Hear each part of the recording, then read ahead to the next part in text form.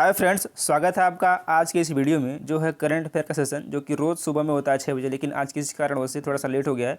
तो आइए इसमें बात करते हैं हम कंप्लीट करंट अफेयर रिवीजन की, जो कि हम लोग मई 2021 से लेकर के मार्च 2021 तक का एक साल का संपूर्ण करंट अफेयर रिवीजन कर रहे हैं, जो कि है super TET, relevant TPC group D, SSC, Lekhpal और भी सारे वनडे एग्जाम्स के लिए महत्वपूर्ण है। तो आइए शुरुआत करते हैं आज के इस महत्वपूर्ण सेशन की। 10 क्वेश्चन है, लेकिन 10 क्वेश्चन इंपॉर्टेंट हैं और कई क्वेश्चन ऐसे हैं जिसकी व्याख्या की गई है, तो आप उसकी व्याख्या पर भी ध्यान दें, जिससे कि आपको आसानी हो सके आपके आने वाले एग्जाम के लिए। तो चलिए शुरुआत करते हैं।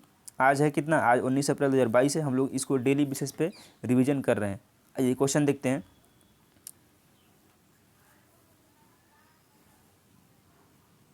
हाल ही में 100% नामांकन सुनिश्चित करने के लिए स्कूल चलो अभियान की शुरुआत हुई है। ये कहाँ पर हुई है, ध्यान रखना है कि स्कूल चलो अभियान ये इंपॉर्टेंट क्वेश्चन है आपके आने वाले सभी एग्जाम के लिए। स्कूल चलो अभियान, यदि आप टीचिंग की तैयारी करें सुपर टेट की, तो आपके लिए मोस्ट इंपॉर्टेंट हो जाता है ये क्वेश्चन। स्कूल चलो अभियान की शुरुआत किस राज्य में हुई है, आज इसको बात करते हैं। उत्तर प्रदेश, मध्य प्रदेश, राजस्थान या फिर हरियाणा। तो जो स्कूल चलो अभियान है ये इसकी शुरुआत हुई है उत्तर प्रदेश में, और किस लिए हुई है कि जो है नामांकन सुनिश्चित हो सके और उसमें स्कूलों में विद्यार्थियों की संख्या बढ़ाई जा सके। और ये शुरुआत हुई है श्रावस्ती से हुई है। और एक बात कमेंट करके बताना है कि श्रावस्ती किस लिए प्रसिद्ध है, आपको भी बताना है। आइए कुछ और देखते हैं महत्वपूर्ण।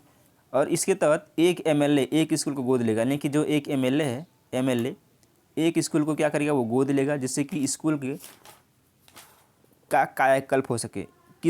किसके तहत, ये एक ऑपरेशन कायाकल्प के तहत सरकारी विद्यालयों का कायाकल्प करना है, जिसमें एक एमएलए एक विद्यालय को गोद लेगा। और बात करते हैं यूपी में, अभी हाल ही चुनाव हुआ है। यूपी में 2 डिप्टी सीएम बने हैं, एक हैं केशव प्रसाद मौर्य और एक हैं ब्रजेश पाठक। केशव प्रसाद मौर्य ने चुनाव हार गए थे और फिर भी ये यूपी के डिप्टी सीएम हैं। और यूपी के सीएम कौन है, आपको कमेंट करके बताना है। आप बखूबी जानते हैं यूपी के सीएम कौन है। तो इस क्वेश्चन का आंसर है ऑप्शन नंबर ए, उत्तर प्रदेश। चलिए अगला देखते हैं। हाल ही में लोकसभा में रखे गए आंकड़े के अनुसार कौन सा राज्य भारत का शीर्ष सब्जी उत्पादक राज्य है। वेरी इंपॉर्टेंट क्वेश्चन ये भी है, ये करंट से रिलेट करके पूरा क्वेश्चन है और जीके के साथ साथ है। पश्चिम बंगाल, उत्तर प्रदेश, आंध्र प्रदेश या फिर महाराष्ट्र। तो लोकसभा में जो आंकड़े रखे गए हैं उसके अनुसार शीर्ष सब्जी जो उत्पादक राज्य है वो है Uttar Pradesh. Option number B बिल्कुल करेक्ट है। आइए कुछ और देखते हैं डेटा। और फल उत्पादन में जो प्रथम है वो है आंध्र प्रदेश। और फलों की खेती को क्या बोलते हैं, पोमोलॉजी, ये याद रखना है। और सब्जियों की खेती को ओलेरिकल्चर, जैसे सब्जी बेचने वाला था ना, ओ आलू ले लो रे ऐसे बोलता है ना, तो उससे यहाँ से आप रिलेट करेंगे ओलेरिकल्चर, सब्जियों की खेती। चलिए अब आगे देखते हैं। हाल ही में प्रथम राष्ट्रीय समुद्री सुरक्षा समन्वयक NMSC कौन नियुक्त किए गए हैं। अशोक कुमार, जी बजरंग चौधरी, M रामचंद्र राव या फिर K गणेश चोपड़ा। तो ये नियुक्त किए गए हैं G Ashok Kumar. Option number A बिल्कुल सही है। हाल ही में किसने किसान मोबाइल ऐप लॉन्च किया है। IIT Delhi, IIT Roorkee, IIT Kanpur या फिर IIT वाराणसी। यह किसने लॉन्च किया है, आपको बताना है। यह लॉन्च किया है IIT रुड़की ने। ऑप्शन नंबर बी बिल्कुल करेक्ट है। और किस लिए लॉन्च किया गया है, जो खेती से संबंधित जानकारी है उसी के लिए लॉन्च किया गया है, IIT रुड़की ने लॉन्च किया है। नवीनतम व्यापार के तहत भारत किस देश में पहला IIT की स्थापना करेगा, यानी कि भारत किसके तहत पहले IIT की स्थापना करेगा और किस देश में करेगा। भूटान, श्रीलंका, UAE या फिर इनमें से कोई नहीं। तो यह करेगा श्रीलंका में। ऑप्शन नंबर बी बिल्कुल सही है। WHO की घोषणा के अनुसार कितने अफ्रीकी देशों को mRNA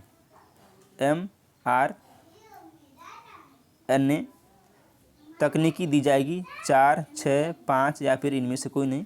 तो 6 जो अफ्रीकी देश हैं उनको mRNA तकनीकी की सुविधा दी जाएगी। ऑप्शन नंबर बी बिल्कुल सही है। हाल ही में कौन नागरिक हवाई क्षेत्र में ड्रोन उड़ाने की अनुमति देने वाला दुनिया का पहला देश बन गया है। यूक्रेन, रूस, इजराइल या फिर जापान। तो यह कौन सा देश है, यह है जापान, जो कि सी में दिया गया है और सी सही आंसर है। किस पुरुष खिलाड़ी ने जनवरी 2022 के लिए ICC player of the month award जीता है। Stuart Broad, Keegan Petersen, Mustafizur Rahman या फिर वानिंदु हसारंगा। तो यह जीता है कीगन पीटरसन ने। ऑप्शन नंबर बी सही है। सॉरी। रणजी ट्रॉफी में 2022 में तिहरा शतक लगाने वाले पहले खिलाड़ी कौन बने हैं? प्रभात सिन्हा, शकीबुल गनी, राजीव जोशी या फिर इनमें से कोई नहीं। तो रणजी ट्रॉफी के इतिहास में जो पहले खिलाड़ी बने हैं तिहरा शतक यानी 300 का आंकड़ा पार करने वाले, वे पहले खिलाड़ी कौन है? शकीबुल गनी है। ठीक है, और बताना कमेंट करके वनडे इंटरनेशनल में ओडीआई में सबसे पहले दोहरा शतक यानी कि 200 रन एक साथ कंप्लीट करने वाला खिलाड़ी कौन है? ये कमेंट करके बताना आपको, कमेंट करिए।